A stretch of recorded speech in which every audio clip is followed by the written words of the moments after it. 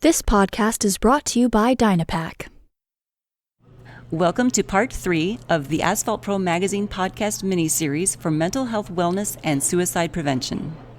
I'm magazine editor Sandy Lender and your host for this miniseries. In this 3-part podcast, we'll explore ideas for incorporating a mental health wellness component in your safety program. Asphalt Pro is honored to expand the conversation around this important topic and to bring Holmes Murphy's Cal Byer to the podcast for that purpose.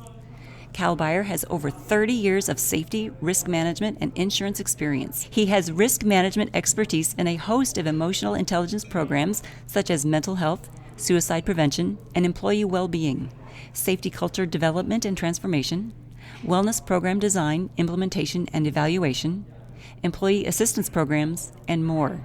He is the Vice President of Workforce Risk and Worker Well-being at Holmes Murphy and Associates. Let's begin Part 3 of this 3-part podcast, switching gears from the human resources and manager-centric topics to a more general topic. I'd like to broaden our discussion to how we all help each other in the mental health wellness sphere. I believe that we don't all have to be experts. We don't all have to be psychiatrists to help each other or to help a coworker who's struggling. So let's talk a little bit about the buddy system. We have the buddy system out there in the work zone where we help each other, avoid physical dangers. Could you talk to me a little bit about how far we might be away from having the buddy system for our mental health out there?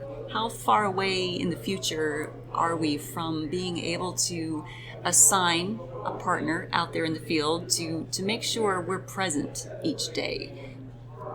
Sandy, I believe that reality is closer every year. There are some organizations that have been starting peer-to-peer support. It's still in its infancy in terms of being rolled out, but there's a growing body of literature that shows peer support is the pathway to effectively addressing mental health in the workplace. I was a panelist earlier this year for an organization called MindWise Innovations. I serve on their advisory board. They're an international nonprofit behavioral health company, and the panel I participated in was on peer support.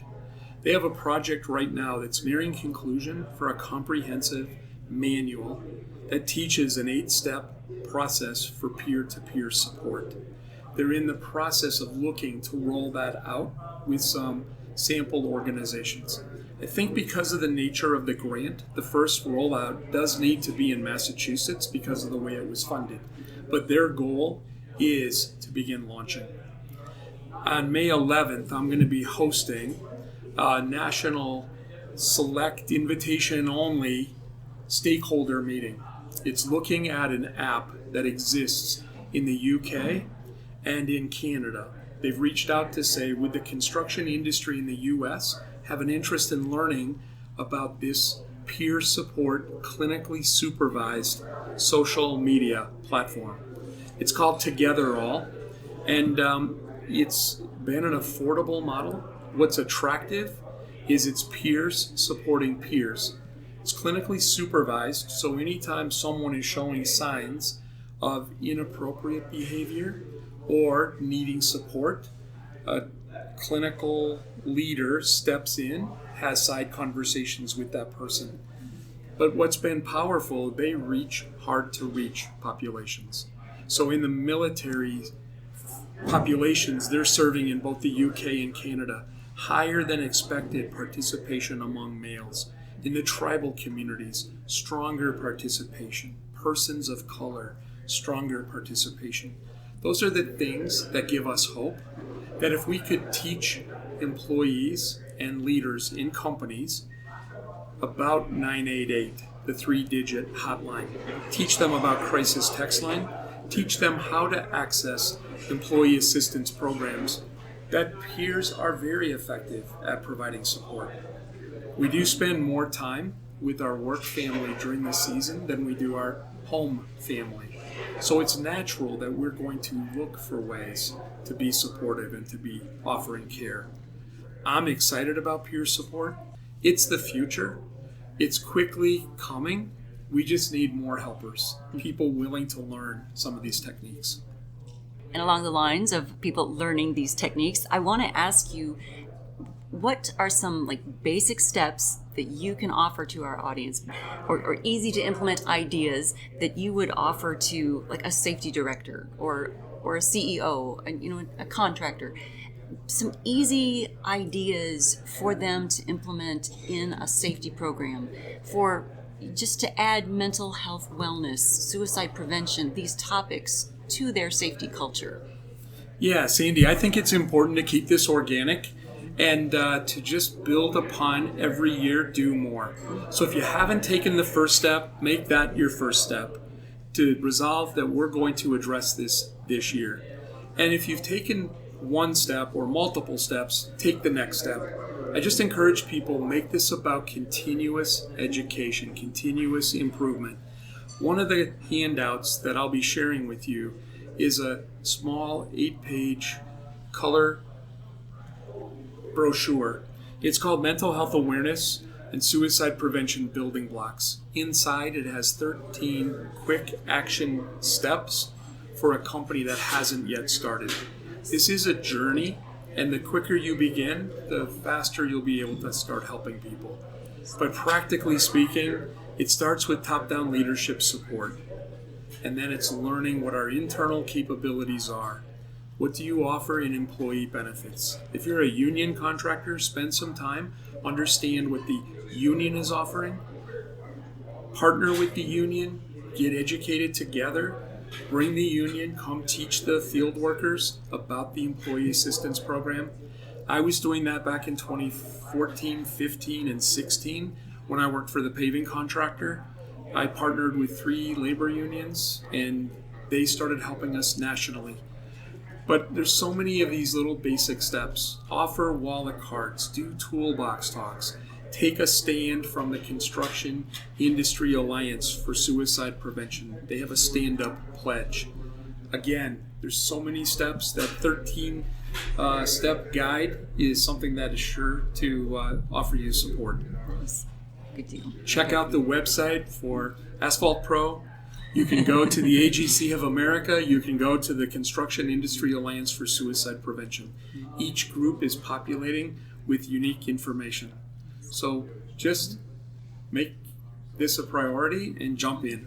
I'd like to give the audience some resources and examples for getting a safety program that includes mental health wellness off the ground. I guess could you kind of share a couple of examples or ideas of safety programs you've helped get off the ground? And I know you've done a few. Yes. Yeah. I mean, is maybe even a smaller contractor that you've helped get their safety program, moving and grooving? What's one that stands out to you, or what are a couple that stand out to you? I think the more personal you can make this, to let workers know that this is a core value. It's part of what we believe is looking out for one another, building this caring culture. Partner with local nonprofits. There's a lot of education. So the American Foundation for Suicide Prevention has a program that they do typically in less than 45 minutes. It's called Talk Saves Lives. And they can offer that in English and in Spanish in many jurisdictions. There are many different versions of that program. There are many different resources they offer. Another group is the National Alliance on Mental Illness. Both groups have support groups. They have educational programs. They have support groups that families can go and seek help. Having information about recovery meetings, from Alcoholics Anonymous or AA to Narcotics Anonymous or Narcanon or Al-Anon, those for the family members or loved ones affected by addiction. The more resources that you share, people will watch.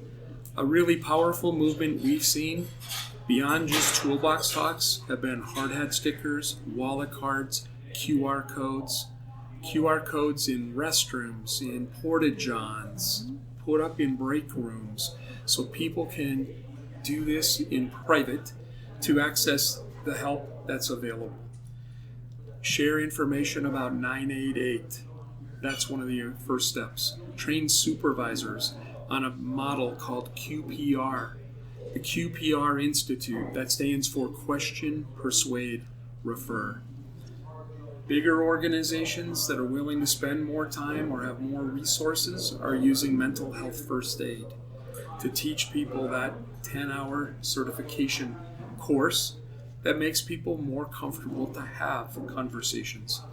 It's letting people know that you're concerned about their well-being and that you're taking actions. You don't have to have the perfect program. You just have to have the foundation and build upon it over time. And that's where you will have peer support leaders emerge. They'll say things like, I'm happy to help if you ever need someone to share a story. You can go to a website called mantherapy.org, mantherapy.org. Very effective. It uses humor to break down stigma. And on the web, there are so many resources. You can go to the Kevin Hines story. That's a website. Kevin Hines, 20 years ago, survived a jump from the Golden Gate Bridge.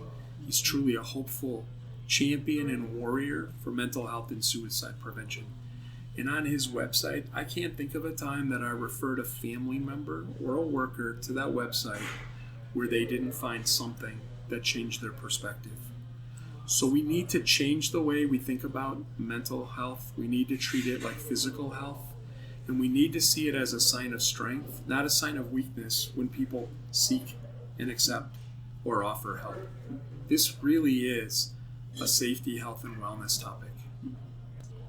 Yeah, Vince Hafley was on a podcast of ours, and he said that mental health is not mental illness. Yes. And so that what you just said, they're talking about mental health as something positive. It is a strength.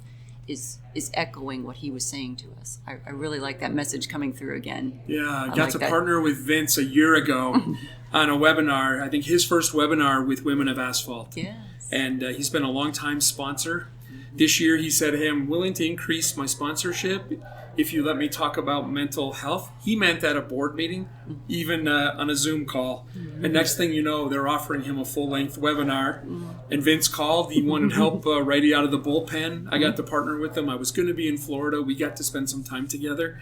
We talk now every week, at least now as he's been doing more presentations. We're probably texting or emailing than physically talking. But he's been a great champion. I agree with Vince. Like, mental health doesn't mean the absence of mental illness, but those words should. Over 110 times, I've asked people in audiences that I've done, what is the first thing you think of when you hear the words mental health? And all but 4 times, the number one answer is the presence or possibility of mental illness. All but 4 times, it's been between 85 and 95% of an audience. One time, 325 people in the room, 98% thought it meant the presence or possibility of mental illness. That's a sign of how real stigma is. It's how we're socialized, conditioned to think about mental illness.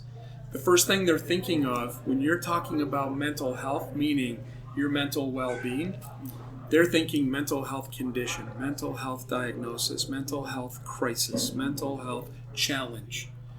They're going to the stigma side instead of the well-being. So if I was a company leader today, learning what we've learned since I helped launch this, working for a paving contractor, would have probably captured those words well-being sooner. You break stigma when you don't say we're talking about mental health and suicide prevention. However, there is a value, Sandy, in talking about mental health and suicide prevention. If you're going to be influencing leaders and they show up expecting your well-being, they're thinking nutrition, hydration, exercise, sleep. If all of a sudden you talk about any of these alarming statistics in construction, you run the risk of blindsiding people, and then you haven't done safe messaging. And then it looks like shock and awe. And so I always want to encourage people, be gentle with the data. The news is not the numbers. The news is what company and leaders are doing to address these well-being challenges.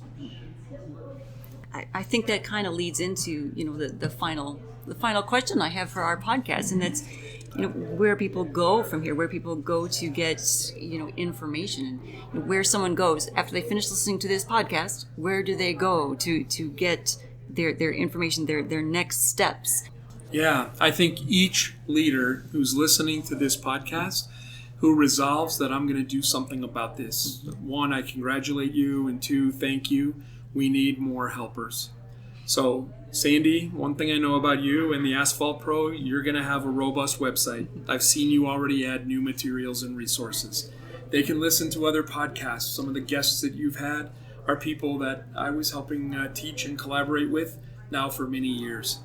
But the websites that you've already referenced, the Construction Industry Alliance for Suicide Prevention, www.preventconstructionsuicide.com. That's very robust. I think you look at the AGC of America has made their resources, including some recent public service announcement videos. Those have been very effective. The more we have real people sharing real stories of lived experience, the more personal it becomes. People can relate. But there's so many of these resources. I'm going to share a PDF with those 13 quick action building blocks.